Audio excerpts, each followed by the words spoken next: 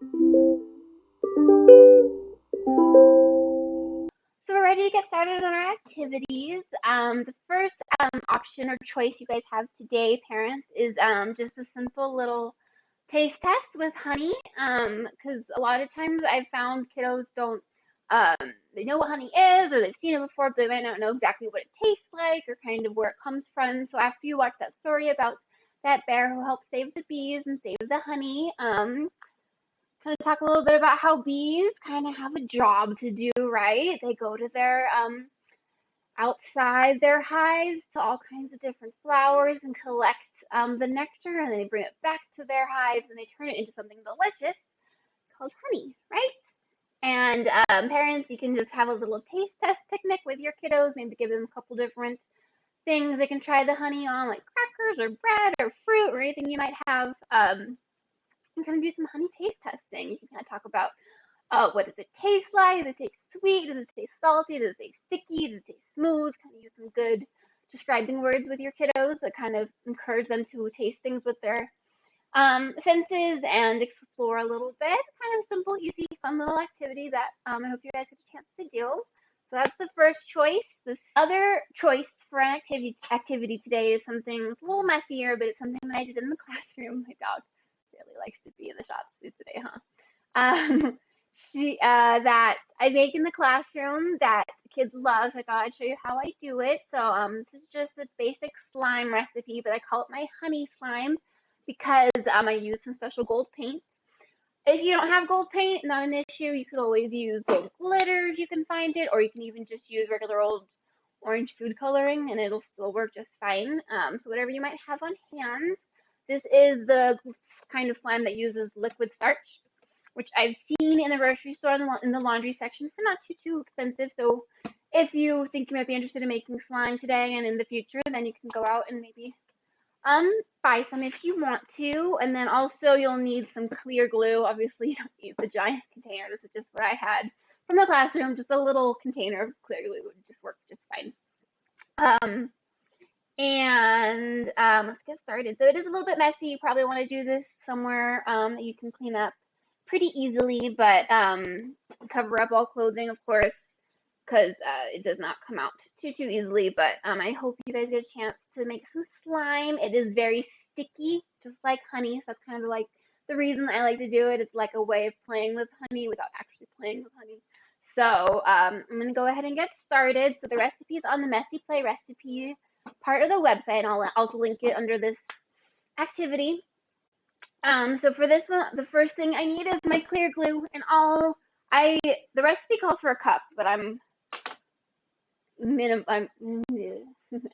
making a little bit less than what I would normally because obviously it's just me. I'm just doing it to show you. So I'm going to use 1/4 of a cup of glue. And this is another one where I encourage you to let your kiddos kind of help you with this and kind of talk about measuring and scooping and cause and effect predictions, kind of like what we do in the classroom. So my first ingredient, that's a big word I use with the kiddos, is going to be my glue, my clear glue. I need 1 scoop of the glue. So I'm going to pour some in, pour it right into my cup there. I'm really hoping I don't make a mess here. The next ingredient is going to be, I'm going to mix some water in with the glue. So I only need 2 tablespoons. So I'm going to dip 1 scoop and 2 scoops. And the recipe says hot water. I don't know if I've ever always used hot water, but it just kind of might meld with the glue a little bit better. And then I'm going to give it a mix up the glue and the water together.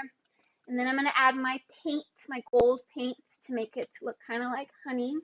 And you can definitely talk to your kiddos about how this is just pretend play honey, and we don't really want to eat it. It's just to play with our hands, not in our mouths. So I'm going to go ahead and just do a squirt of my gold paint here. Like I said, you can use gold glitter, you can use food coloring, whatever you might have. And it looks really cool. So that's why I like doing this. It's kind of fun. In the classroom. And give it a really good mix. This is a great time to be mixing. Let your kiddos do some good mixing here. Looks pretty cool. If you can see that. That is awesome. And then, looks really cool. And then you kind of talk about cause and effect. So we have our special super secret ingredient, I always say to the kiddos. And we're gonna add our secret ingredient next, our liquid starch, and kind of ask, well, what do you think would happen once we add our liquid starch? What do you think is going to happen to it? And a lot of them, after a while, really learned that, oh, it's going to become slime. And they learn that cause and effect relationship, which is awesome. I just need 2 scoops of my liquid starch here. I'm going to pour in 1 scoop and 2 scoops. And then give it a stir. And once you can kind of see it's already becoming very slime-like. So I'm gonna mix it up some more. Sometimes you have to kind of, if you measured a little bit too much glue, you might need a little more starch. Looks like I might need a little bit more. So I'm gonna add a little bit more starch into here. And this slime recipe works best if you let your kiddos really play with it as much as possible. The more you knead it and mix it, the better it gets. So,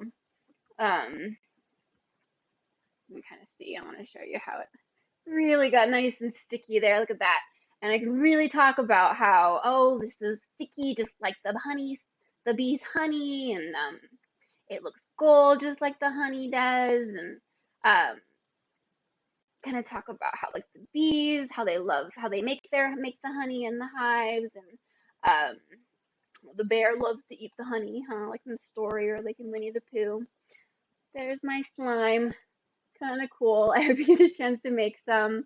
I don't know if I really want to get in there and mix it with my hands today, but look at how cool that is. Super fun. So I hope you get a chance to make some slime today if you can.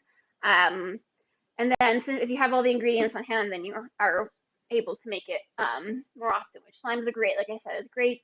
It's messy, but it's really great for making predictions and for cause and effect relationships and for getting to explore the world with your hands, make observations. It's really good critical thinking skills for little 3 and 4-year-olds, which is what we want to see them doing. So I hope you guys had some fun today making slime with me and maybe doing some taste testing with the honey and singing our bumblebee song. Hope you get a chance to sing that at home with your family.